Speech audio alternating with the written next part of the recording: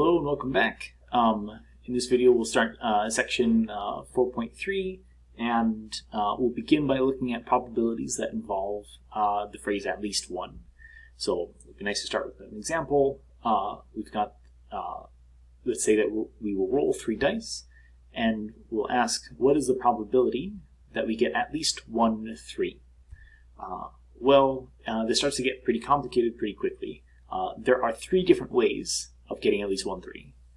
You could roll exactly 1, you could roll exactly 2, or you could roll all 3 of them as 3s. But even more, how many ways are there to get exactly 1 3? Well, you could get a 3 on the first die and not on the second 2. You could get a 3 on the second die but not on the first or last one, or a 3 on the third one but not the first 2. This piles up really quickly, and I don't want to calculate so many different probabilities and try, adding them in the right way. There is an easier way. So rather than calculating the probability of getting at least 1 3, we'll calculate the complement. So if I say we don't get at least 1 3, what happened? Well, we got no 3s. So the complement, meaning the opposite or what doesn't happen, is quite easy to calculate in this scenario. So again, if I say our event is getting at least 1 3, the complement of that event is getting no 3s. And it turns out that this is a much easier probability to calculate, and we have a formula. The probability of an event is simply 1 minus the probability of its complement. Why is this? Well, the probability of, an event will either occur or not occur. So if you add the probability of it occurring plus the probability of it not occurring, you should get 1, because one of those 2 things must happen, and a probability 1 means that it is certain. So probability of A is going to be 1 minus the probability of the complement. So all we have to do is calculate this number here, and we're good to go. So let's find the probability of getting no 3s. Well, if we think about this, this is the same thing as the probability that the first die is not 3, and the probability that the second die is not 3, and the third die is also not 3. So now we have to refer back to the multiplication rule, because and here means that we're going to be multiplying probabilities. The question is, which probabilities are we going to be multiplying? Well, it's the probabilities of each one of these, provided that we know what happened before it. So the first probability that we'll need to know is just the probability of not getting a 3 on the first die. The second probability is going to be the probability that we don't get a 3 on the second die after we don't get a 3 on the first die. But the dice don't care about what came before it. The dice don't affect one another. So the probability that the second die isn't a 3, if we know that the first die isn't a 3, is the same as just the probability that the second die is not a 3. And there's not a whole lot more to it. And the ands turn into multiplication, and we'll have the probability that the third die is not a 3 as well. Because again, the probability that the third die is not a 3 doesn't depend on what came before it. So we can just write that down.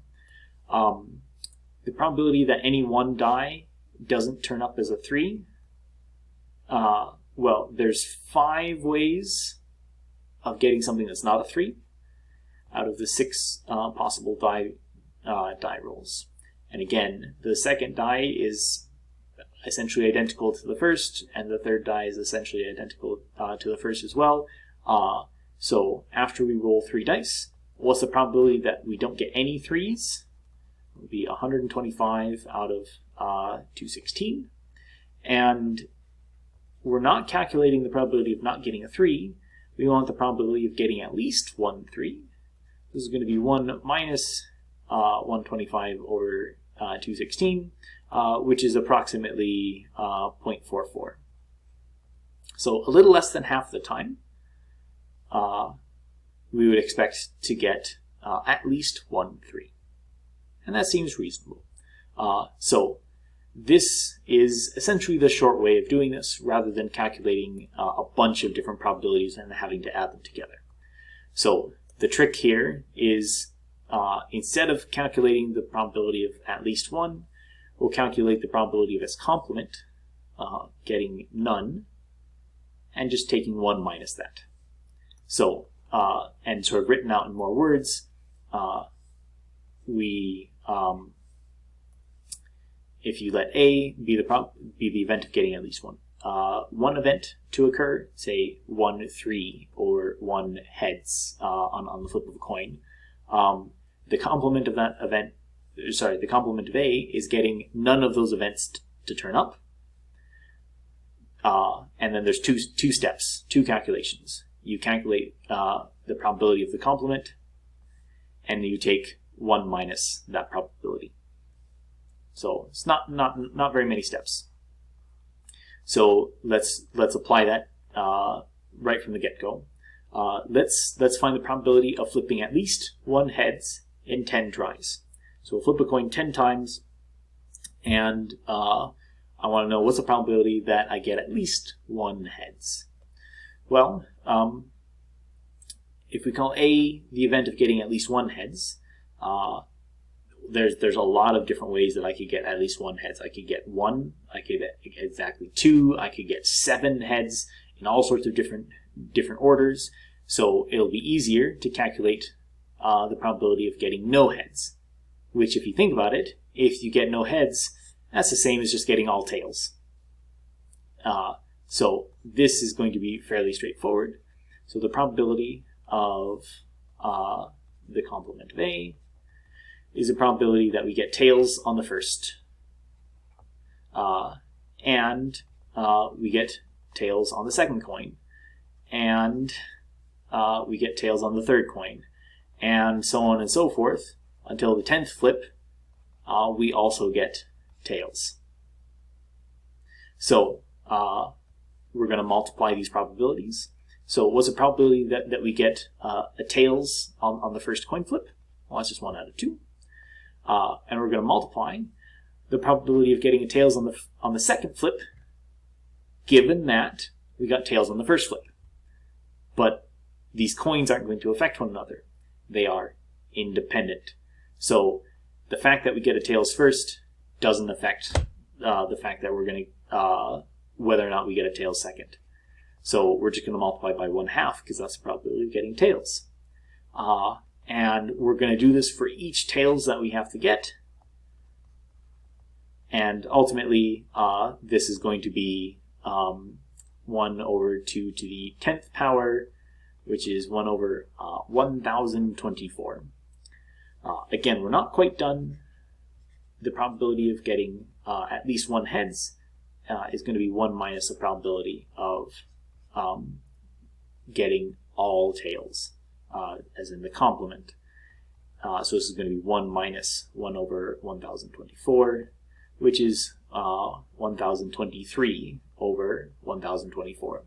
So if we think about it, this is a really small number. 1 divided by 1024 is going to be about 0.0001. Excuse me, 0.001. So about 1% of the time.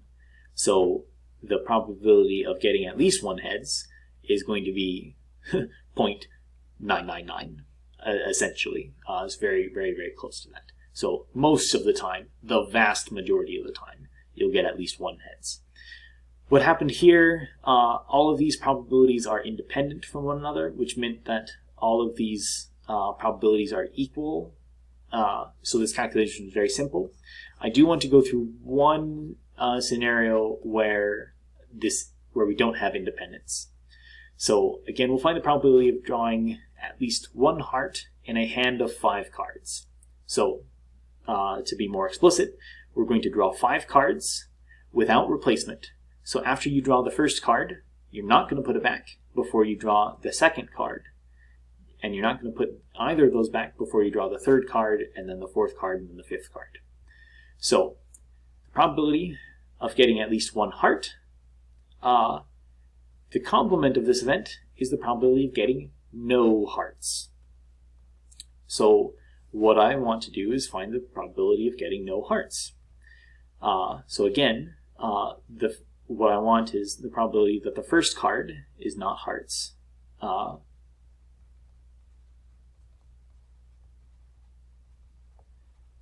And the probability that the second is not hearts.